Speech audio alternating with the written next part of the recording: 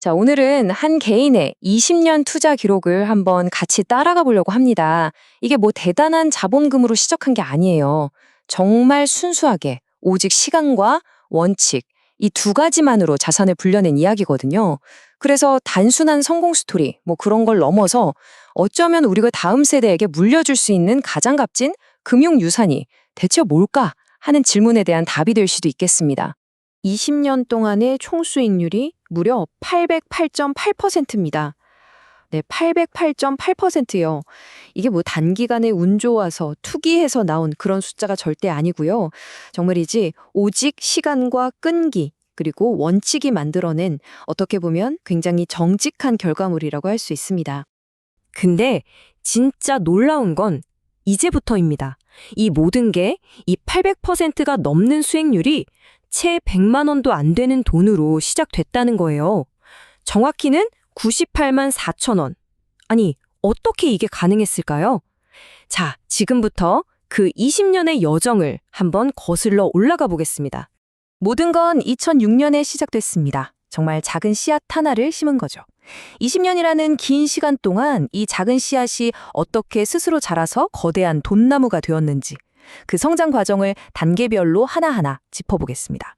그 출발점은 바로 2006년 미래에셋 증권의 공모주 청약이었어요. 그러니까 회사가 처음 상장할 때 주식을 사는 거죠.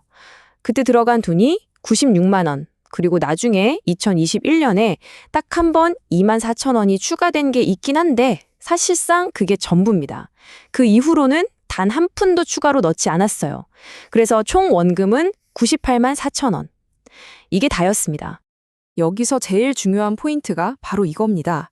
추가로 돈을 더 넣지 않았다는 거. 그럼 도대체 어떻게 돈이 스스로 알아서 몸집을 불릴 수 있었을까요? 그 성장 동력은 바로 외부가 아니라 투자된 자산, 그 안에서 나왔습니다. 그 비밀은 바로 이 3단계 복리 구조에 있었습니다. 자, 보세요. 1단계, 처음에 공모주 투자로 씨앗을 심었죠. 그리고 2단계, 여기서 나온 배당금을 빼서 쓴 게 아니라 바로 다시 투자해서 성장의 걸음으로 썼습니다. 마지막 3단계, 회사가 자본을 늘릴 때 참여하는 유상증자 기회를 놓치지 않고 자산을 더 확장시킨 거죠. 이게 바로 돈이 스스로 돈을 낳게 하는 완벽한 시스템을 만든 겁니다. 제가 다시 한번 강조할게요. 이게 정말 중요해서 그래요. 월급을 쪼개서 넣거나 다른 돈을 끌어와서 부은 게 절대 아닙니다. 오직 그 안에서 나온 배당금하고 원래 있던 자산을 다시 투자하는 것만으로 이 모든 성장을 만들어낸 거예요. 말 그대로 시스템이 스스로 성장한 거죠. 자, 그럼 20년이라는 시간이 과연 어떤 마법을 부렸는지 그 결과를 직접 한번 보시죠.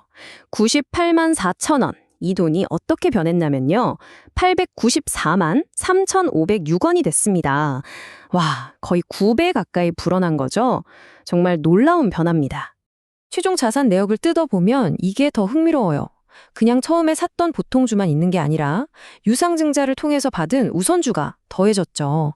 그러니까 한 종목 안에서도 자산 포트폴리오가 다양해지면서 훨씬 안정적으로 성장했다는 걸 딱 보여주는 겁니다. 그럼 원금 98만 4천 원을 빼고 순수하게 불어난 이익만 얼마일까요? 바로 795만 9,506원입니다. 지난 20년 동안 이 계좌가 스스로 일해서 벌어들인 돈이 이만큼이라는 거죠. 그렇다면 이 모든 기적 같은 성장을 가능하게 한 핵심 원리, 그 엔진은 도대체 뭐였을까요? 네, 바로 많이 들어보셨을 복리의 힘입니다. 이자가 또 이자를 낳고 배당이 또 배당을 낳는 구조. 이 사례야말로 시간이 어떻게 자산을 키워나가는지를 가장 명백하게 보여주는 살아있는 증거 아닐까요? 그러니까 핵심은 이겁니다. 이 엄청난 결과가 처음에 돈을 많이 넣어서가 아니라는 거죠. 그게 아니라 오직 시간이라는 강력한 힘, 그리고 배당을 재투자하는 이 잘 짜인 구조, 이 두 가지가 만나서 만들어낸 어떻게 보면 필연적인 결과였다는 겁니다. 사실 이 사례는 단순히 장기 투자가 좋구나 하는 그런 금융교훈에서 끝나지 않습니다. 이걸 좀 더 확장해서 보면 우리가 다음 세대에게 과연 무엇을 물려줘야 하는가에 대한 굉장히 새로운 관점을 제시하고 있거든요. 저는 이걸 부모의 금융 숙제라고 부르고 싶습니다. 그렇다면 그 금융 숙제 어떻게 해야 할까요? 그 청사진을 한번 그려보죠. 첫째, 큰 돈으로 시작할 필요 전혀 없습니다. 작게 하지만 무조건 일찍 시작하는 게 핵심입니다. 둘째, 거기서 나오는 모든 수익은 무조건 재투자해서 돈이 스스로 굴러가는 구조를 만들어주는 겁니다. 이 모든 과정에서 우리에게 가장 강력한 아군은 바로 시간이고요. 그리고 정말 중요한 마지막, 나중에 아이에게 그냥 불어난 돈만 툭 던져주는 게 아니라 왜 이렇게 됐는지 이 원칙과 과정을 꼭 가르쳐줘야 한다는 겁니다.